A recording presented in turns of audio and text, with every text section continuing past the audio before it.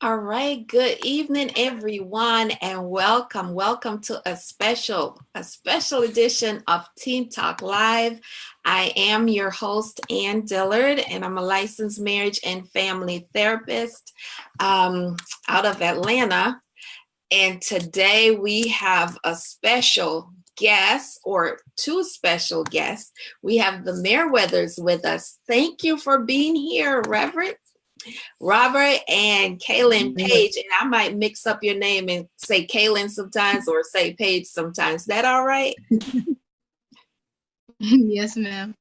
Okay, excellent. I'm so glad you're here with us. And one of the reasons why we're doing this special edition of Teen Talk Live is because Father's Day is right around the corner.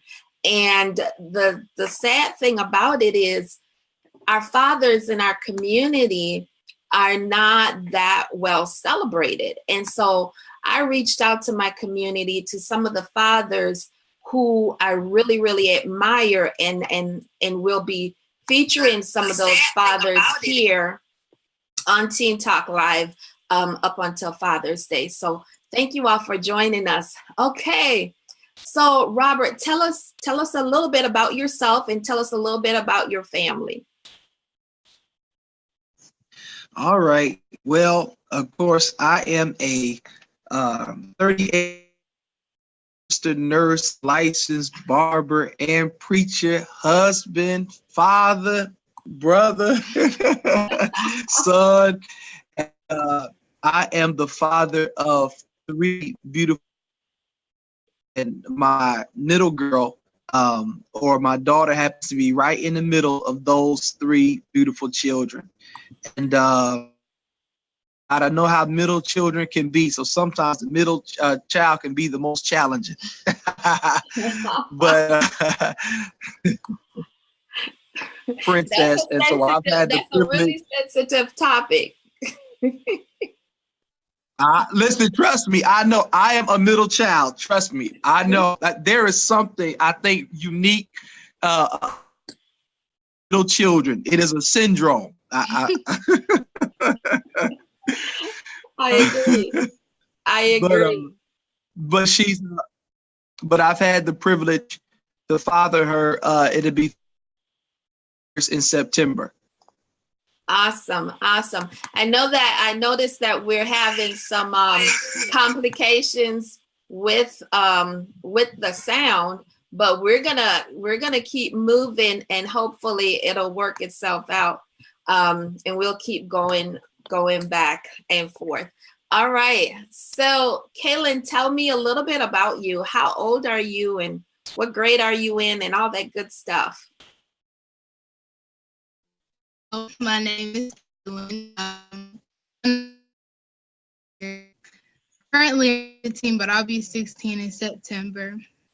And I do work, and mostly that I'm unique about I think very uniquely about myself, and that's pretty much it. I'm an outgoing person. Oh, wonderful. Well, I'm glad you're here with me on Teen Talk Live, and I want to know more about how unique you think about yourself, and where did that come from? Both my parents, I get it from both my mom and dad. They're outgoing people, and people love to be around them. So I think that's where I get that from. And I can attract the friends very easily. Most more people can, and I think I'm very unique that. That's awesome. So we have no problems with you connecting with folks and being a good friend to other people, right? Right.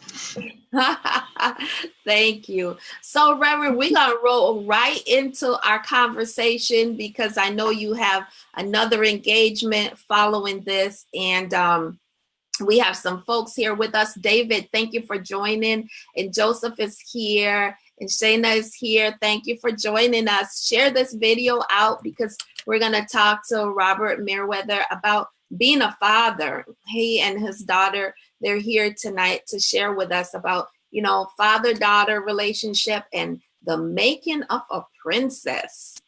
I love it. Yeah.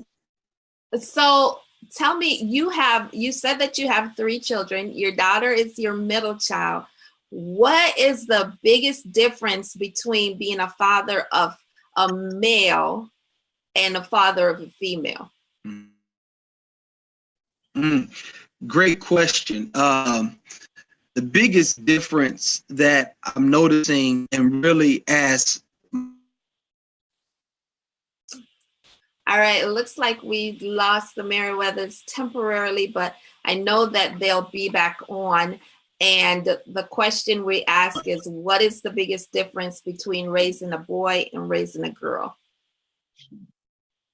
really the biggest difference that I'm finding out, and I'm finding out really out a little later, is really the handling of the young ladies versus my young men. It's like some male, you just send through the mail, then other male, they have on a special label, care, fragile. And the older that I get and the more I get to raise my daughter, I'm seeing that she's a different package, and she can't be handled like you would handle sort of your standard male, but she has to be handled with care. Because the way that I handle her is affecting her shaping more than I know. So there is this different handling between my daughter that I'm still learning, and I'm still sort of coming to know and appreciate than my boys. So that's one of the major differences, the handling of her. Right. Do you have different expectations? I have. Oh, that's a great question. I have this. I'm actually a little more tougher on my daughter than I am my boys, and sort of she knows, and me and her mother, we always go through this. And I think because the gauge or the compass for our young ladies in society has been so reduced and lowered, that you really have to set a higher gauge so that they even come to a parallel place of where the gauge is for men. I mean, I think just as the women or the woman species in general, just due to society standards, not God standards, obviously not biblical standards, they make it so much harder and don't begin them on a level playing field from society standards.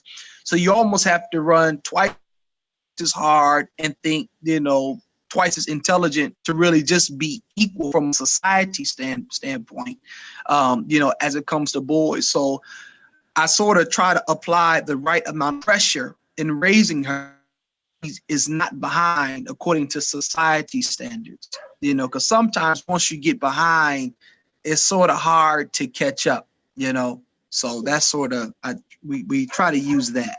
Right. So Kailyn, what do you think about that? Your dad says he's kind of more tougher than you than he is on your brothers. Now, typical teenager might say, that's not fair, Dad. What do you have to say? Honestly, there's some things that I'm okay with when he's a little tough on me about than he does with the boys. And then sometimes, like you said, I'm like, okay, well, just because he's, a boy doesn't mean that I can't do it.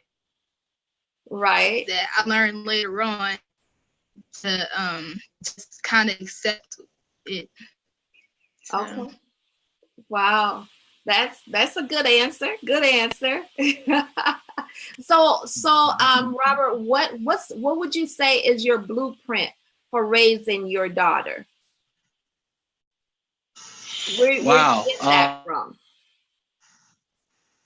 Well, just looking at really, I'm gonna tell you something.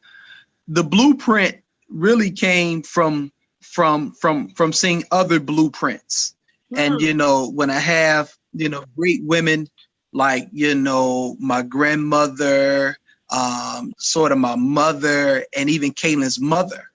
And so I look at these influential women in my life, and I pull all of their attributes out, and then I sort of have this unique blueprint that's not theirs exactly, but it's sort of theirs by sort of influence. Right, because you know, I don't want her to be Shayna, another mom or another grandmother. I want her to be a unique Kailyn. So I pull their positive attributes, and then I sort of gauge it like that. And so that she doesn't feel trapped to be someone else, because sometimes you can feel the pressure of being someone else self. And then so I never want to hold that kind of gauge, you know, to her to be like her mother, her grandmother, or her great grandmother, but just to be herself, but pulling her positive attributes as sort of influence in the making of who my daughter is. Right, right. So Kailyn, you started out telling us that you have very unique qualities, and so what would your parents, what would be a word that your parents would use to describe you? I know your dad uses princess. The most that I've been hearing lately is strong-willed from my parents, that I'm very strong-willed and I'm passionate. So one of the words too, actually. Okay, so is it strong-willed positive or strong-willed as in determined and a go-getter? As like determined, go-getter, like had like not to be like it has to happen right now my way, but like it will happen, and I'm gonna find a way, different ways to try it out and to get where I need to go. Okay, well, it sounds like you have some goals. Yeah, that's good. Now, what do you want to be when you grow up?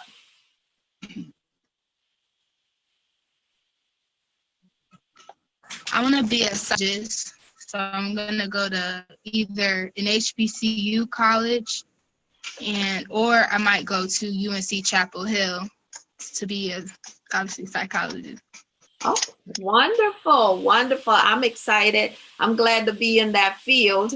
And that's an exciting place to be, to study the mind and study people's behaviors. Yeah. So, Robert, tell me how, let me see how to ask this question. When you look at society, and you talked a little bit about society, and you look at social media and all those complexities, what frightens you about that, and how do you deal with it? Is that I may see society in my daughter, and see, that's one of the greatest fears. And the reality of it is that the best that, from what I understand, that we can do as parents is, is just instruct and impart. But when they get 18 or adults, you can't impose. And see, and I think that that's one of the greatest, fears that I have, is that, that I can't impose what I've imparted and what I've instructed. And it's actually left up to her to really adopt those instructions and those impartations. Because one of my greatest fears would be to see my daughter on the Housewives of Charlotte or something crazy like that, which would be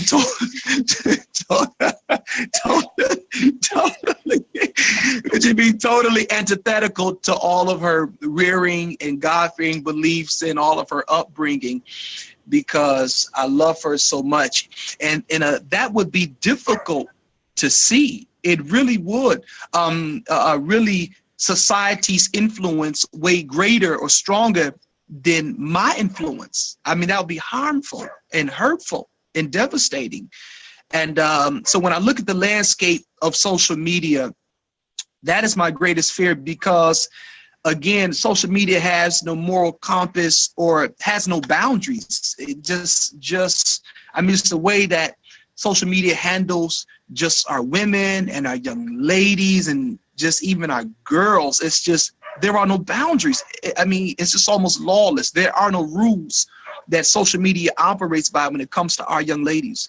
And so my greatest fear is really having to look up on social media and see my daughter operating by those rules and by those laws instead of by the ones that she was reared with. Wow. Wow. So Paige, what is your greatest fear of being a teenager growing up in today's society? For today's society, I think my biggest fear is being at the wrong place at the wrong time. It's basically my greatest fear, because nowadays with everything that's going on, I don't want to be at the wrong place at the wrong time and then something happens to me, because what happens to me affects everyone else in my circle or who's around me. And if it's a negative, then once I'm affected, then everyone else is affected. And I don't want anybody to be affected of a decision that was at the wrong place at the wrong time. So. Wow. That's a very, very thoughtful and very that's a very good answer, because you're thinking about not just yourself, but the people who have impacted your life. Thank you for sharing that. I don't know, Robert, I don't know that you have too much to be afraid of in that, because one of the things that I'm learning, or I've learned, still learning about parenting, is that we do have fears, and sometimes it's scary thinking about what could possibly happen to your children and how they could possibly turn out. The thing for us as parents that I've realized is that we can't parent out of fear. Because then what we focus on the most is what grows the greatest. So, wow. If we focus on that blueprint and we focus on building character like you and your wife has done in your children, that's what magnifies. Wow. That's good. Good. So it's, I've certainly made my share of mistakes by parenting in fear. Based on my experiences, what I don't want my children to go through and all that kind of stuff. But I pulled the scripture that says God has not given us the spirit of fear, but of power and love and of a sound mind. And that's so true. But we're humans, so we do have those concerns and those fears. It's just about how do we balance them. Let me ask you this. Yeah. Clinically, from a clinical standpoint, just sort of from the studies, from the research, is there any particular,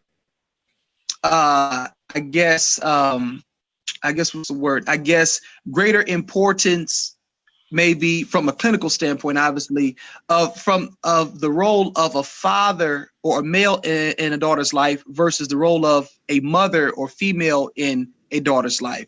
Clinically, from your studies and research, is there a sort of a greater of the two, or is there a more influential of the two, or sort of what does research say clinically? Right. Well, from what I can recall, and if you're on the live and you're listening to this, please remember to share it out, and you can respond to this comment as well. From what I can recall, both are equally important, because you give her things that Shayna can't give her. That helps to form her identity. Mothers are more nurturers and things like that. And then she gives Paige things that you can't give her. But I know that the role of the father is critical. And when we look around in today's society, we see a lot of missing fathers for whatever reason. But it's critical in the identity development of our children, both males and females. And in a lot of cases, and you know this, in a lot of cases, women grow up to choose men to fill the place of their fathers. Right. Right. That's right. You know, so then you see repeated cycle, and we have to decide what kind of cycle do we want to see repeated. Right. Wow. Wow. That's good. Wow. Yes. Yes. So we, you know, I kudos to all my sisters who say I'm doing it alone, and you know, I got this and I don't need no man and stuff like that. You might not, but your children do. Wow. I believe that, and you know, I believe that. I don't believe that a woman can take the place of a man. Wow. And so, as I say that, Paige, what do you think about having your father in your life? Because I could imagine that as you look around at school, that might be not a common thing. From seeing it from, you know, most of my friends who don't have dads, I can see that they're more so out there, as to say, because now that I have like a dad in my life, it creates boundaries for me that the mistakes my friends make, I don't have to make those mistakes, or I wouldn't think twice about doing them because the teachings and the lessons that my dad gave me from that. So boundaries are one, and also because it creates more of a respect for myself also, because most of my friends, without their dad, they don't have them to show that the respect that they should be given to them. And it comes down to even when I'm dealing with a person that I like, my dad sets standards. So when I talk to the guy, I'm like, you have to meet these standards that my dad has set.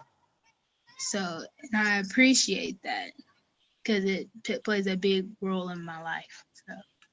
Wow. What do you think about that, Robert?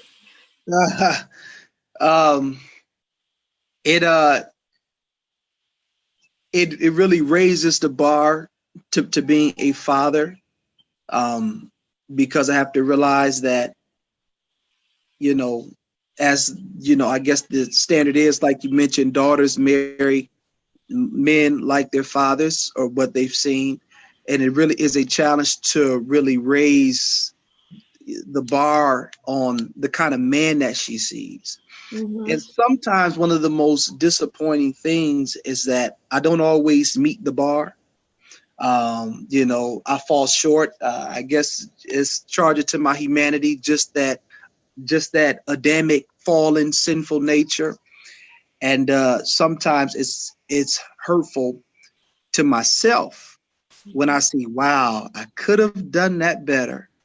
Because I do understand that some of the greatest lessons are really learned not from what I say, but from what my daughter sees. And so sometimes, just due to just my broken nature, due to sin from Adam's fall, I don't always meet that bar. And I just pray that sometimes, you know, those lessons don't have as great as effect of the ones that I was intentional in communicating, you know, with my raising of her. Right. That's real talk, because as humans, we make mistakes. I think the issue comes in when we try to cover them up and not allow our kids to see that we do make mistakes, because they learn. And you know, I'm doing this. I wrote this, a part of this book, Unchain My Legacy, with 11 other women. And I did a show like this with my daughter because I wrote about my struggles in parenting and some of the mistakes that I made.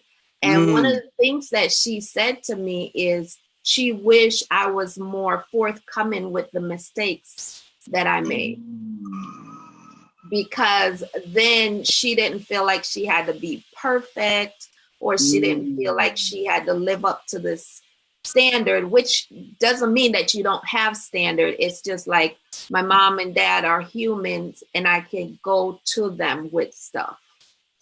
Wow. Right. So that, I mean, even admitting that I make mistakes and I fall short, and I'm afraid of disappointing my children through my mistakes. That's huge. Right. And really over the past few years, I've learned more and more that, that when I've made mistakes, even though sometimes it's hard to apologize, but it's best to apologize. I think sometimes as a parent or sometimes as older figures, sometimes they feel like apologies are sort of beneath them, Yes. Yes.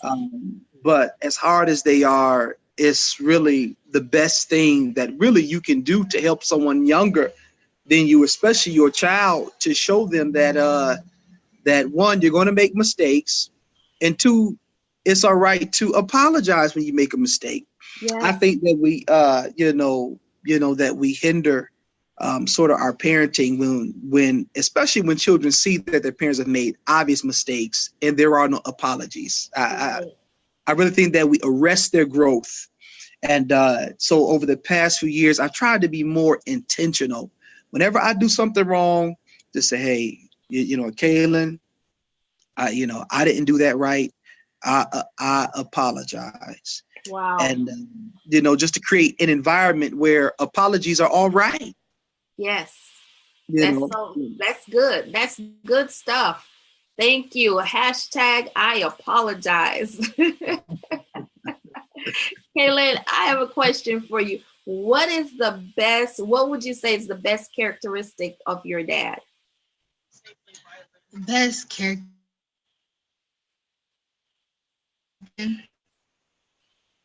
Like what he says to me, if you do right, right will come back. If you do wrong, will come back, obviously. But my dad is very intelligent. So those will really stand out about my dad that I like. Awesome. So, Robert, tell me, what is, you all have done a good job raising this young lady. Obviously, there's more to be done. I don't believe that they're grown at 18. I think that's a myth. And I think that they're always gonna need us as parents to some degree. The role shifts a little bit, but when you look at your daughter, this beautiful teenage girl, what would you say are some of her best characteristics?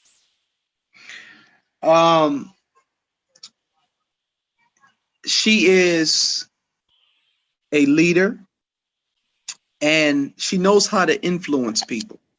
And do you know that difficult question on job interviews where they say, list your strengths, then it says list your weaknesses, and you sort of have to think of positive weaknesses, if that makes sense. Right, yes. I think some of her greatest strengths sort of can be some of her greatest weaknesses, because influence can be good, but it's all in how you direct that influence. Right. And if sort of the energy behind the influence isn't always godly or positive, the gift of influencing others that she has could be just, could go the other way. But she is definitely a leader, and she is definitely an influencer. And it's just funny you asked that question. I was telling her that earlier. And also, as she stated, her strong will. You see, sometimes as much as that is a strength, it could be a weakness, because sometimes, everything has to be with balance, everything.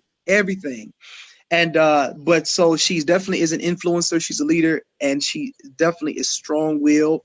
And like she says, passionate, and she really named them to a T. So my prayer, really with all her positive attributes, is that she observes temperance or balance with them. because really an extreme swing with those positive characteristics can really be super negative, at any given moment. Right.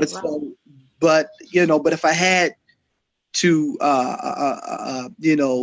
to wish or pray, rather, excuse me, that, if she was strong-willed or weak-willed, I would much rather it be strong-willed and pray for temperance with it. I think it's a lot easier maybe to bring someone down a notch than to bring someone up, a notch. So, right. So, yeah.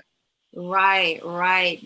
That's good stuff. That's good stuff. Joseph said, not grown at 18, but an adult. Definitely need to teach our children and lead them into adulthood and the responsibility and expectation that go along with it. And that is so true. We got to continue to lead and guide them and teach them.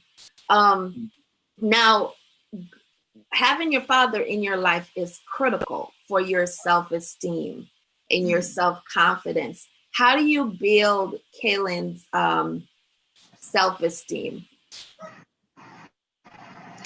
Well, it's not so often that I have low self-esteem, but when my dad, out of the blue, sometimes I'll be like, Dad, and he'll just hug me and say how beautiful I am, or to don't be afraid to be me, and that, he basically just compliments me. And I feel as if that raises my self-esteem up to where it's like I feel good about myself, so I don't have to meet anybody's standards or anything that anybody says. It doesn't really affect, because I know who I am, and I know I have someone who appreciates who I am. That's good stuff. That's so critical. What do you have to add to that, Robert? That sometimes, again, just that missing the importance, sometimes missing the mark of how important that those things are. Sometimes in doing what I do, and as far as in ministry and just the demand that's on my life to just be so many things to so many people, and in so many places at so many different times. Sometimes, I think I read a quote somewhere where, you can always, it's easier to make money than it is to make memories. And so sometimes with the demand that's on my life, sometimes, I think I've missed, like, I would have wanted to make more memories with my daughter before, she's released into, I guess, legal sort of, adulthood, if that makes sense. Sort of, most times they, go to college after high school, they're out the house. So, so we've been intentional. And even like one of the things that I've done, me and my wife, is just to sort of help to sort of be intentional with sort of being, as my daughter mentioned, is we purchased a minivan, like within the last 6 months. Okay. Because we have 2 adult children now. My son's 17, 18 this year, my daughter's 15, 16. And so, just riding in a little sedan really, it became a comfort, or even just SUV. So we wanted to get a minivan to make it more comfortable, to sort of create more memories. So that, and that was an intentional purchase to sort of try to be, more intentional with sort of this father-daughter interaction and father-son and sort of husband-wife interaction. So that's why we did what we did, because sometimes ministry can sort of rob you of your primary ministry, which is being a father, and a husband. So that's right. Well, it sounds like you're doing a great job of being intentional and creating those memories. That is so critical. And I have a question for you. Thinking about you being a nurse. Sure. Now, do you work in a hospital setting? Yes. So I'm curious, do you happen to see teenagers come in with different issues, challenges with, depression, suicide is on the rise, and cutting and self-harm and things like that. How does that motivate you or drive you as a father? Because I would hate to see, because one of the units that I work on is a spinal cord unit. So I see a lot of young people that have suffered these spinal cord injuries from just making bad choices, whether it's driving unrestrained, whether it's violent assaults, whether it's, just overdoses, and it's left these sort of paralyzing effects. And so my drive is to try, in the hospital, one of our primary teachings, and even as I preach, is that the cost of prevention is far less than the cost of intervention, if that makes sense.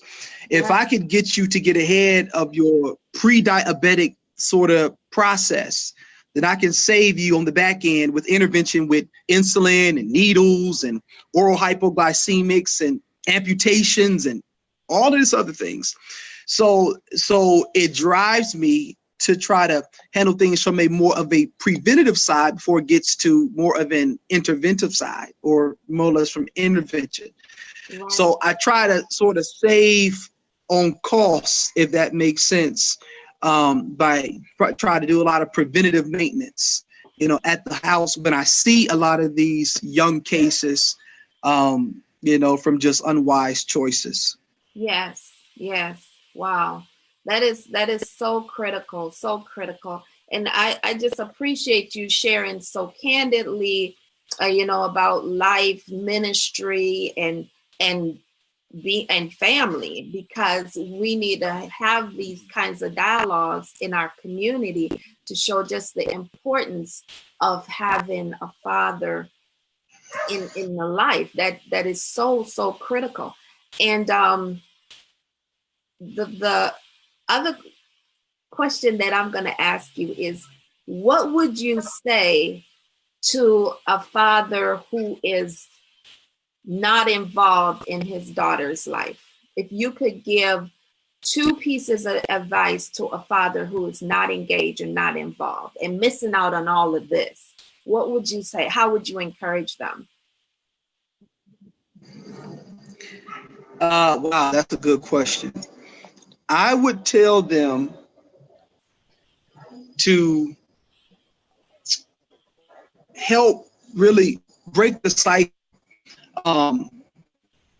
I think that sometimes fathers are missing because I think their fathers were missing, or they have to. Someone has to break the cycle of missing, and I think when you understand the benefit of really being present, it will really encourage you not to be missing. But I need all of my fathers to really join in to help break the cycle and just the stereotype, and just, I think that fathers have such just a unique role, even spiritually, with just being the priest of the home. And so we raise a generation of sort of priestless children. That's right. And so they're left to just figure it out on their own. Yes. And sometimes that's one of the worst ways of sort of figuring things out, is sort of on your own, with sort of no temperance, with no paradigm, with like no model, with no sort of roadmap. And so I would encourage fathers to help really sort of break the cycle of just missing, because it'll continue on. And then, like you mentioned earlier, really young ladies, a search for that missing father in an unhealthy way. Yes. I mean, just in a lot of cases and sort of counseling sessions that we've had and that we've been in, it is amazing just how the search for a missing father can go into, and not all the time is it for another male figure, or another human figure at all. Yes. I mean, so to encourage any absentee father to really stand up and be accounted for. Wow, that is so amazing. And Duke says something that's really important. Sometimes fathers are missing because they are angry at the mothers during their breakup. And so the child then becomes a product of that anger. And that's disappointing. And Felicia said Kailyn is a jewel. She is the transitioning product of intentional parents. They are there, genuine, supportive, involved. They appreciate the village and are concerned with every aspect. That's really good. Kudos to you all for doing that or being that. I'm gonna mention this. I'm gonna be sort of transparent. One of the things that, unfortunately, I grew in a divorce sort of household. My parents got when I was about 13, and it was very traumatizing. It really, really was. Even when me and my wife, who got married, I think I was 19, she was 20. I think Kailyn came when I was. But one of the things, even as we were figuring things out as we were parenting, one of the things that really sometimes, whether it was that sort of kept me and my wife together, was because we had children, or because I had a daughter, a son. And I realized the power of a two-parent household versus a single-parent household. So it's really for my children that sometimes, whether right, wrong, good, bad, different, they became a strong motivator to push past sort of the figure marriage out during the rocky days as we were sort of solidifying ourselves, and both of us going through college and sort of growing and developing in ministry and as individuals.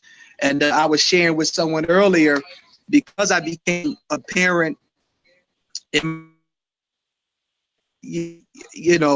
a fresh sort of adult, if that makes sense, and being married, with us, if that sort of makes sense, as me and my wife were growing into adults, growing into who we are, really still, like you say, like, children still really need parents even after they're 18.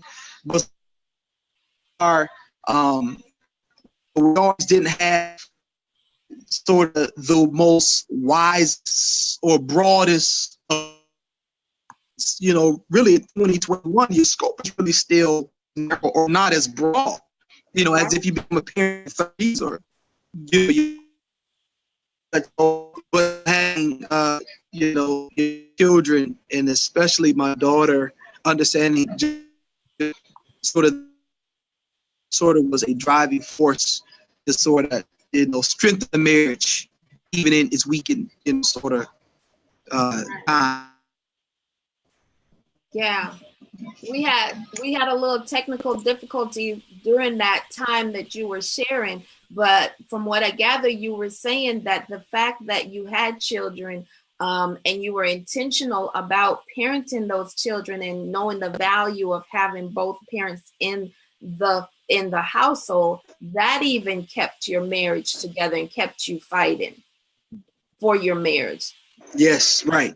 And so that's incredible. And Duke says, I mentor at 3 elementary schools in Gaston County, and I see a lot with young parents, and that's without the blueprint, a lot of things can happen in those families too.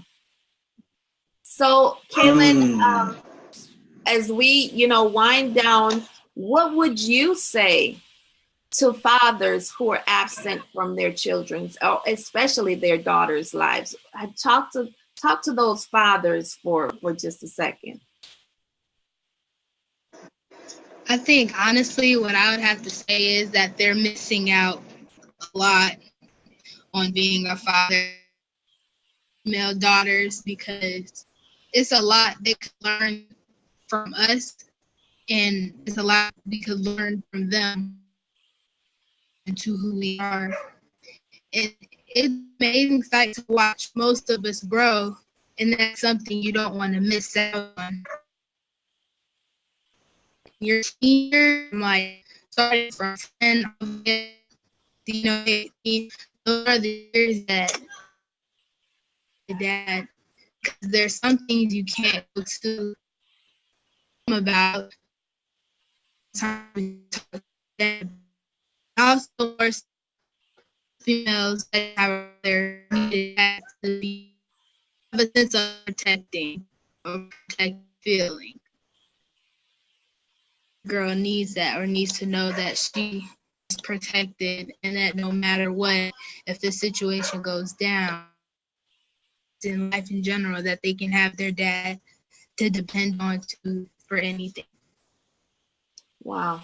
That's pretty powerful. That's pretty powerful. Again, we had a little technical difficulty there. I think the internet connection is unstable, but from what I gather, you were saying that fathers are missing out, and a key factor is being there to protect their daughters and helping them to feel protected.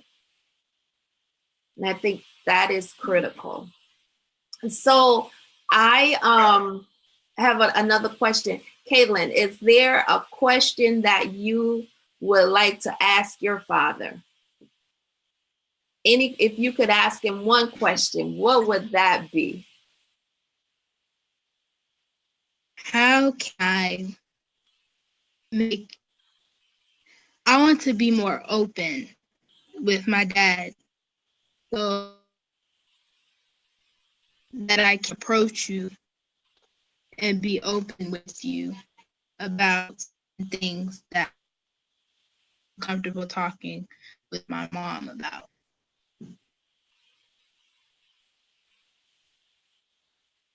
Okay, so Dad, how would you respond to that? You got me in the hot seat, Dr. Dillard. Not doctor yet. Oh, wow. I think, wow, that's a great question. And I'm so glad that you asked that question to my daughter. And I'm so glad that my daughter answered that question by asking me that question. Wow, that's a very good question.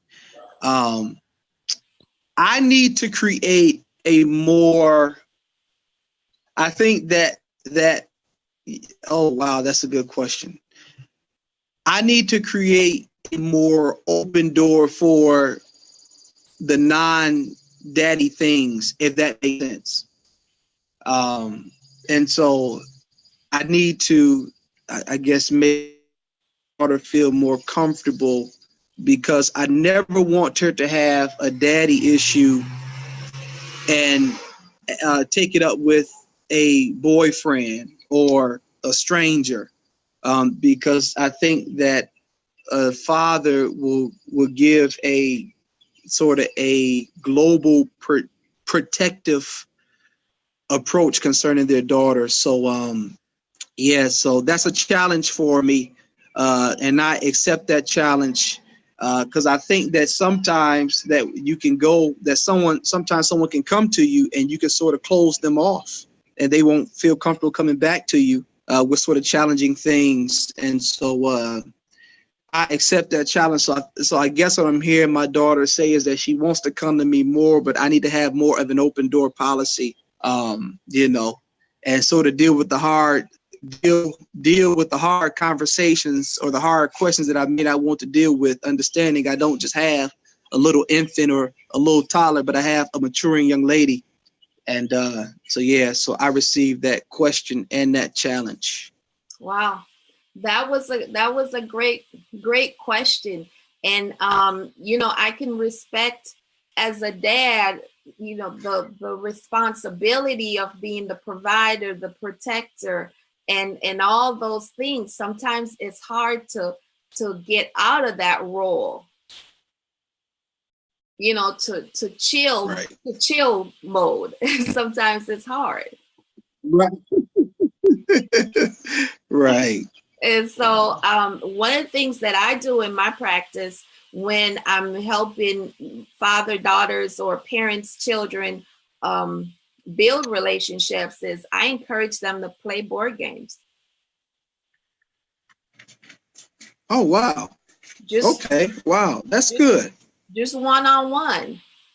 And I'll sit in my office all day and play board games and learn more about my clients than if I sat there with a pen and paper.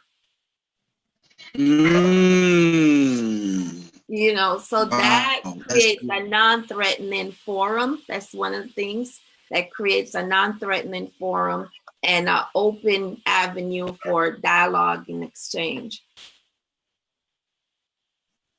Wow. Wow, that's good. That's good. Wow. That was a good question, Kailyn. That was really good. And I'll follow up with you all to see if how it's coming. So my final question, somebody said here, create an open environment that is safe to talk about anything. Leah says that. Yes, Leah, that is so true. And like I said, sometimes it's hard to do because you are in parent mode, you're in provider mode, you're in protector mode, you're in preacher mode, and sometimes it's hard to switch in. Yes. That's right. That's right. My final question for you is, how will you know that you've done a good job raising a princess? Wow.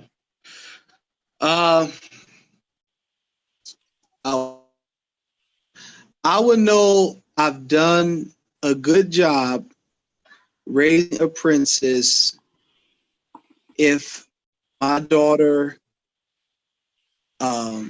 begins to follow the instructions, the impartations, and the teachings and sort of the practices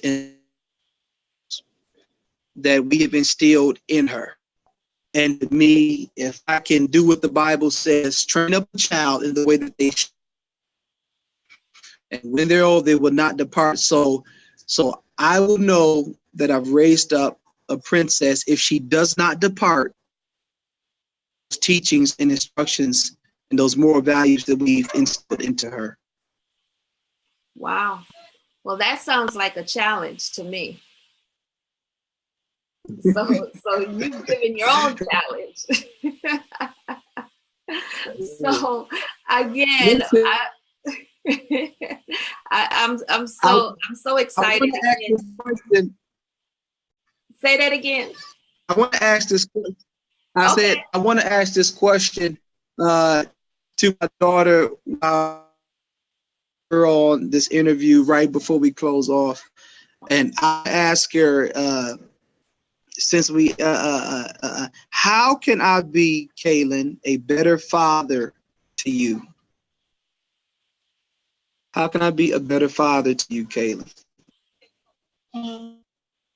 More so, sometimes the preacher robe, and more so put on like kind of like a dad kind of best friend mode. Now I'm more so like, loose all the time, because sometimes I need that strict opinion, and most times I just need like the, hey, I'm kind of here if you need anything. And basically just kind of, when I come to you or, preach for some things sometimes. Wow. That's good stuff. You got your orders. Uh-oh. I sure do. Well, thank you, though, for being willing to even explore that question, because in the process of being intentional, sometimes we're doing what we feel that we need to do as parents, but hearing from our children is so critical. So thank you for your vulnerability. Thank you for your transparency. And just thank you for your willingness to take this on. I really appreciate that. And then, when we're done, go on in the comments and feel free to reply, and make sure you share. If you're watching us on the replay, please #replay and share this out. This has some really critical advice in this. And Kailyn, you are just the bomb. And you are not shy, and you were straightforward, and you know just what you want. And I appreciate you being able to ask for that and to share that with us. Thank you. Yes. So I'm gonna say good night to the Merriwether family. Say hello to your wife for me, and thank you all so much for joining. And I love you and appreciate you. And again, thank you for allowing us to come into your home to celebrate this special edition of Teen Talk Live, celebrating Father's Day. I appreciate you. All right, thank you. You're welcome. Thank you. All right. Thank you, everyone, for joining, and join us again for another episode, a special episode of Teen Talk Live. We'll be coming to you later on this week to celebrate Father's Day, because our fathers are worth celebrating. All right. Good night, everyone.